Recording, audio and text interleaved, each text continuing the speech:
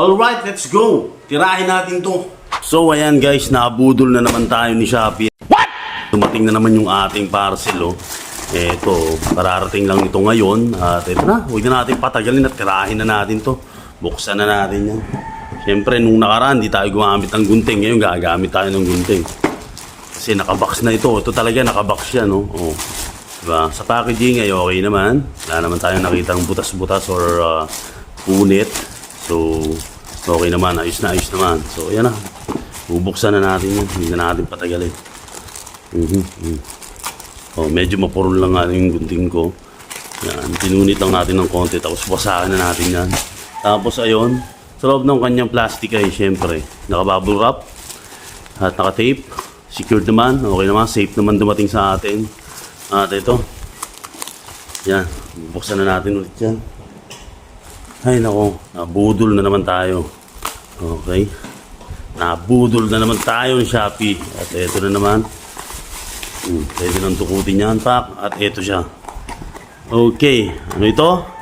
Isang Mauno. Ayan, Mauno or Mauno Professional Dynamic Microphone. Sana all. So ayan. Tignan natin yung box niya. Dito sa side na to ay okay naman yung box. Ayan. Accurate positioning, may nakasulat pang ganon. Sana nga. Tapos, ayan. Move freely. Ayan, pasensya na kayo in the background. May mga tumitila ako ng manok. Bukas, tinola na yan. Gago! Tapos, ayan. O, diba? 19.68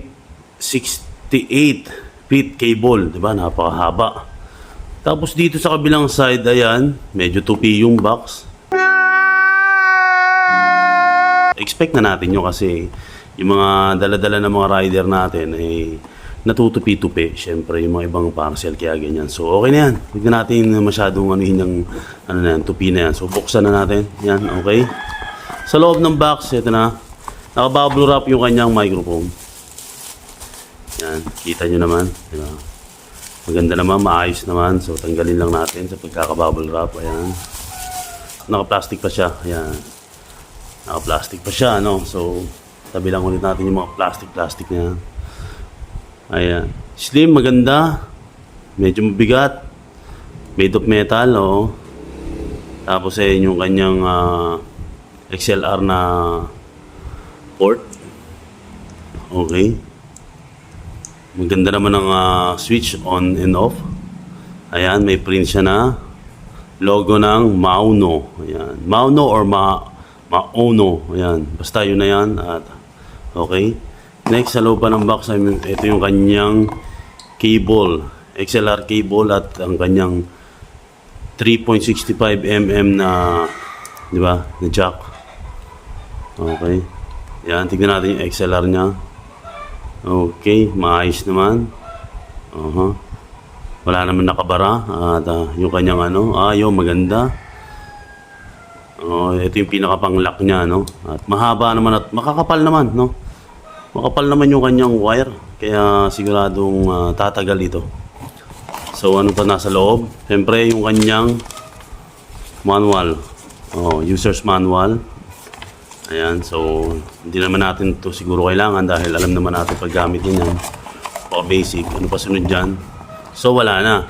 Paano ngayon natin ito malalaman kung gagana? No? Kung gumagana ito. O mamaya na, budol na talaga tayo. So, tabi lang natin itong box na to. Okay, dyan muna siya. So, ayan guys, no? Dyan natin itetest yung ating dynamic microphone na ating nabili, no? So, ito siya. Yan, hindi pa naka-insert yung ating wire dyan. So, ito nga yung kanyang wire. Ang gagawin na yun natin dyan, no?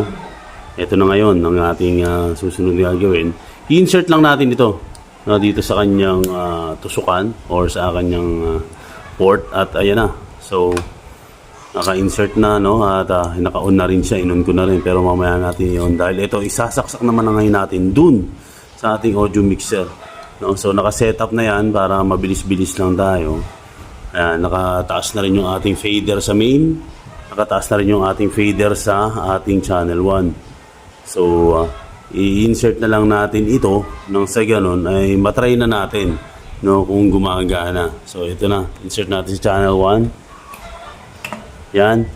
So, naka-insert na siya. ang gagawin na ngayon natin ay pakikinggan natin kung meron na. I-on ko na yung ating microphone. Sound check. Ayan, naririnig nyo naman siguro. Meron na tayong ano dyan. Nakikita nyo dyan yung ating light indicator na pumapalo na rin. Ayan o, di ba?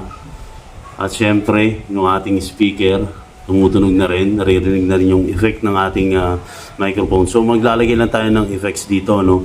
Yan, ito dito sa main natin lalagyan ng delay and repeat. So magkakaroon to ng echo.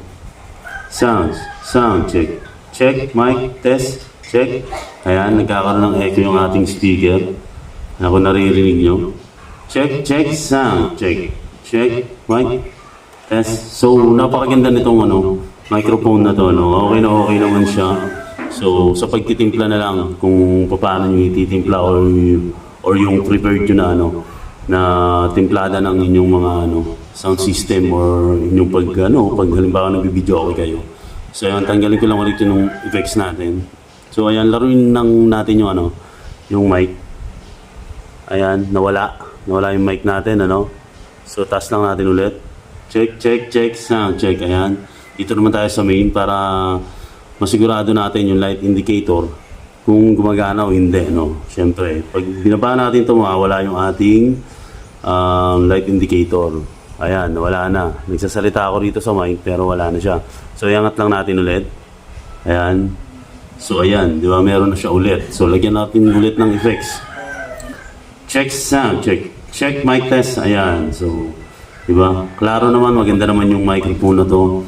At kung magkano man to, search nyo na lang sa Shopee. Basta Mauno Dynamic Microphone. Yung pangalan nitong microphone na to. Okay, goods na goods, guys. Goods na goods.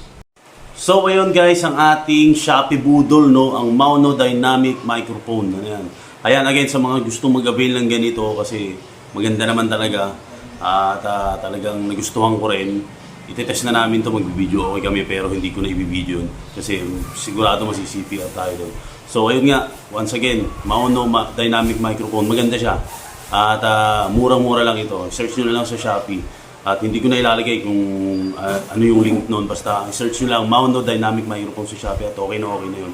Goods na goods to, mabisa. So ayan, thank you sa inyo lahat at magkita-kita again tayo next time at kung kailan man yan, hindi ko po alam. Peace out. Hustle hard, hustle every single day.